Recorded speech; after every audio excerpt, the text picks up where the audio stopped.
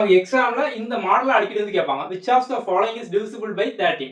Okay, இந்த 4 ஆப்ஷன்ல எது பார்த்தோம் அப்படின்னா 13 ஆல வகுப்படும் அப்படியாவது கேட்காங்க. நம்ம சிம்பிளா என்ன பண்ணலாம்னு பார்த்தோம் அப்படின்னா கடைசி நம்பர் மட்டும் பார்த்துக்கோங்க. ஓகே, இப்போ இந்த கடைசி நம்பர் இருக்கா, கடைசி நம்பர் இன்டூ 4 நம்ம வந்து பண்ணணும். இப்போ 185 அப்படின்னா 185 கடைசி நம்பர் 5. அப்ப 5 இன்டூ 4 அப்படிங்க பார்த்தோம் அப்படின்னா வந்து 20 அப்படிதானே. இதுக்கு முன்னால 18 அப்படிமா இருக்கு. சோ அப்ப நம்ம வந்து 18 பிளஸ் 20 பண்ணோம் அப்படின்னா 38.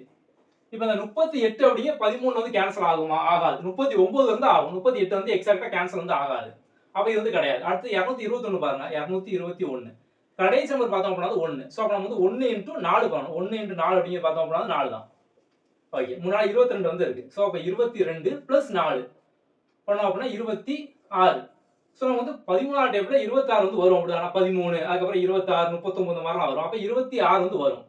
சோ இதான் நமக்கு வந்து எக்ஸாக்ட்டா பார்த்தோம் அப்படின்னா வந்து வகுப்படும். சோ டிவிசிபிள் வந்து ஆகும். 13 இல்ல வந்து 13ஆவது டேபிள் உள்ள ஒரு நம்பர் வந்து வரணும். அவ்வளவுதான். சோ வந்து 13 26 39 இந்த மாதிரி ஒரு நம்பர் பார்த்தோம் அப்படின்னா வரணும். அதுதான் பார்த்தோம் அப்படின்னா ஆன்சர். நீங்க மிச்சம் வந்து ட்ரை பண்ணீங்க அப்படின்னா இந்த மாதிரி வந்து எக்ஸாக்ட்டா வந்து வராது. சோ எக்ஸாக்ட்டா டெசிமல் புள்ளி இல்லாம கேன்சல் வந்து பண்ண முடியாது. ஓகே, சோ ஆன்சர் பார்த்தோம் அப்படின்னா 221 அவ்வளவுதான், சிம்பிள்.